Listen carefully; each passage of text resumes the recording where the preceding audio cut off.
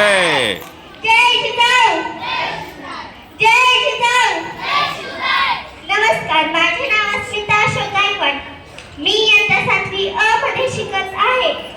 विजेसारखी तलवार चालून गेला, निधड्या छातीवर हिंदुस्थान हलून गेला. वाघ नख्याने अफजल खानाचा कोथळा फाडून गेला.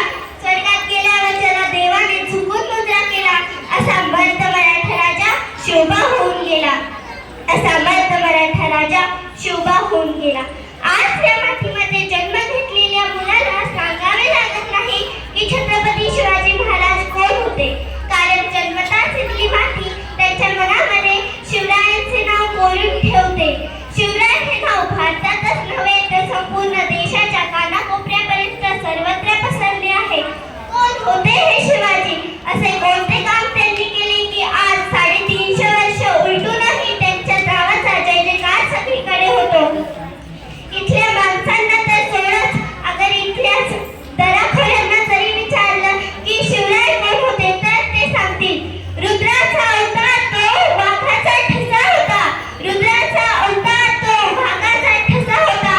विचारा त्या सह्याद्रीला आणि विचारा त्या सागरी धरणीला, माझा शोभा कसा होता, माझा शोभा कसा होता. खरं तर छत्रपती शिवाजी महाराज हे नाव असे आहे की त्यांच्या नावातील प्रत्येक अक्षर हे त्यांच्या कार्याची व पराक्रमाची महती सांगणारे आहे. छ म्हणजे 36 हत्तीचे बळ असणारे, प्र म्हणजे त्रस्तमुखनार न करणारे, प म्हणजे परत न फिरणारे, ती म्हणजे तिन्ही जगात जाणारे, शी म्हणजे शिस्तप्रिय, वा म्हणजे वाणिज्य तेज, जी म्हणजे जिजाऊचे पुत्र, म म्हणजे महाराष्ट्राची शान, रा म्हणजे राज्याचे हितचिंतक, ज म्हणजे जनतेचा राजा, म्हणजे छत्रपती शिवाजी महाराज. छत्रपती शिवाजी महाराजांना जिजाऊंनी न्यायासाठी व सत्यासाठी लढायचे शिकवले. त्यांनी शुभांना सांगितले की कोणी चुकत असेल त्याला सत्याची वाट दाखवा, कोणी चुकत असेल तर त्याला सत्याची वाट दाखवा, आणि कोणी लढत असेल तर त्याला मराठ्यांची जात दाखवा, मराठ्यांची जात दाखवा. म्हणून म्हणावेसे